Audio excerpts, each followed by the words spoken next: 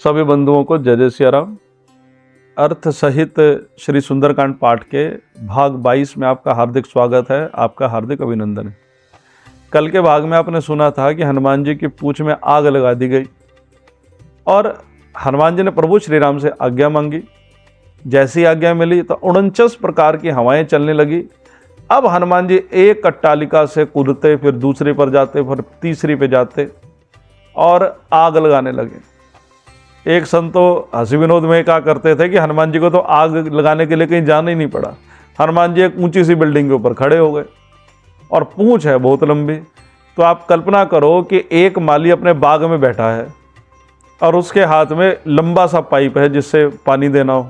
वो बैठे बैठे पाइप को एक तरफ करता है, उधर पानी दे देता है, फिर दूसरी तरफ करता है, उधर पानी दे देता है। तो हनुमान जी का इतना बड़ा स्वरूप, इतनी लंबी पूंछ है कि एक जगह बैठे बस पूंछ को उठा के इधर कर देते हैं तो इधर आग लग जाती है, उधर करते हैं तो दूसरी तरफ आग लग जाती है। देह विशाल परम हरुवाई, मंदिर ते मंदिर चढ़धाई, जरी नगरबा लोग बिहाला, जपट लपट बहु कोटि कराला, तात मातुहा सुनिय पुकारा, यही अवसर को हम ही उबारा, हम जो कहा यह कपि नहीं होई, वानर रूप धरे सुर कोई। अब तो पूरी लंका में भयानक आग ही आग, अग्निकांड हो गया पूरी की पूरी लंका में। लंकावासी जितने थे वो सब दौड़े दौड़े जा रहे हैं रावण के पास। हे माताजी, हे पिताजी, सबको अपने माँ बाप याद आ गए। दौड़े दौड़े रावण के पास गए। रावण को क्रोध आया। रावण ने तुरंत इंद्रजीत को कहा कि इंद्रजीत, इंद्र को बुलाओ और कहो वर्षा कराएगा। इंद्रजीत ने आदेश दिया। तो ये कथा सुंदरकांड में तो नहीं लिखी है, ये एक संत के भाव हैं जो मैं आपको बता रहा हूँ।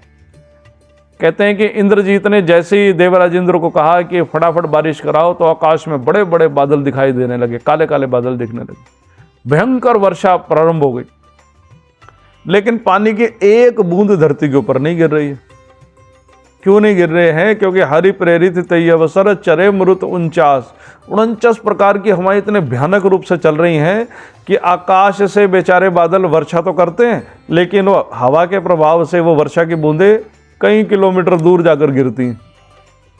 फिर इंद्रजीत ने कहा कि प्रलय के बादल लेकर आओ और प्रलय के बादलों से बारिश करो। कहते हैं हाथी की सूंड जितनी मोटी होती है, इतनी मोटी मोटी पानी की बूंदें धरती के ऊपर गिरने लगी।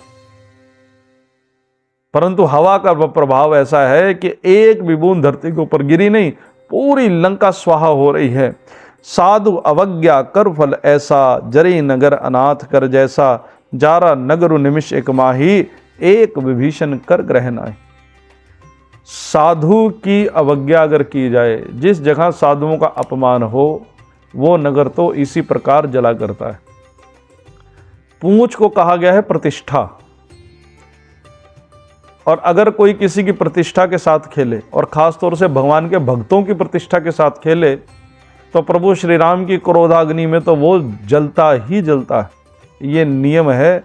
आज रावण की पूरी लंका धू धू करके जल रही है, केवल एक घर बचा है जो विभीषण जी महाराज का है। ताकर दूत अनल जहि सिरजा, जरा न सो तहि कारण गिरजा, उलट पलट लंका सब जारी, कूदी पर आपुनी सिंधु में जारी। माता पार्वती भगवान शिव से पूछने लगी कि हे प्रभु, पूरी लंका हनुमान जी ने जला दी है, लेकिन आग तो हनुमान जी की पूंछ में ही तो लगी है, तो हनुमान जी की पूंछ नहीं जली? क्या हनुमान जी को कोई फर्क नहीं पड़ा? शंकर जी कहने लगे कि हे देवी सुनो, ये 5 जो तत्व हैं, उन 5 तत्वों में से एक तत्व है अग्नि, और वो अग्नि भगवान नारायण उसके स्वामी हैं, और उन्हीं भगवान नारायण के दूत हैं हनुमान जी महाराज। तो आप ही बताइए कि वो अग्नि जो है वो क्या हनुमान जी को जला देगी? ये संभव ही नहीं है। हनुमान जी ने पूरी लंका नगरी को जलाया, विभीषण का घर छोड़ा है, और फिर हनुमान जी समुद्र में कूद पड़े। अपनी पूंछ की आग यहाँ पर शांत की, और संतजन कहते हैं कि हनुमान जी ने थोड़ी देर विश्राम किया है। प्रश्न उठता है कहाँ विश्राम किया है?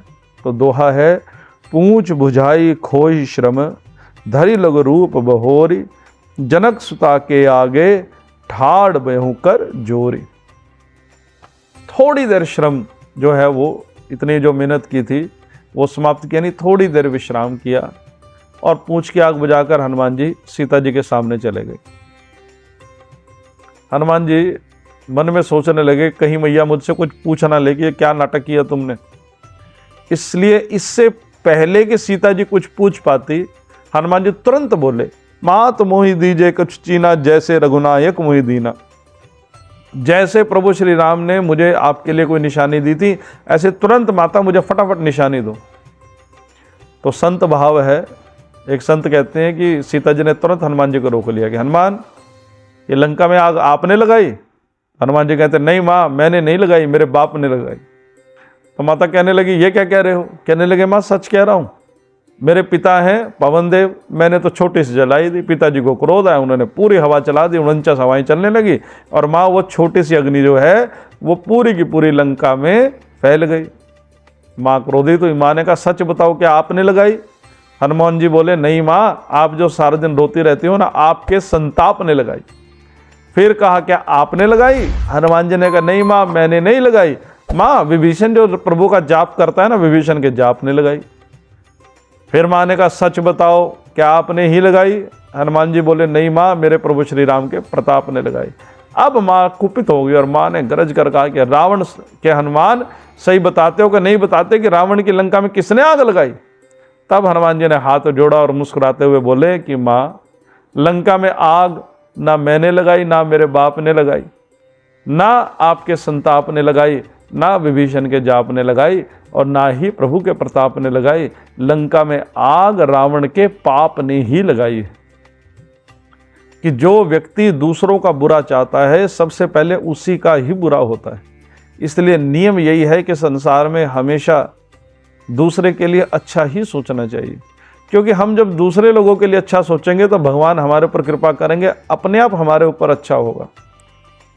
और जो दूसरों के लिए गड्ढा खोदता है तो याद रखना चाहिए, आज नहीं तो कल उस गड्ढे में वो व्यक्ति खुद गिरेगा ही गिरेगा।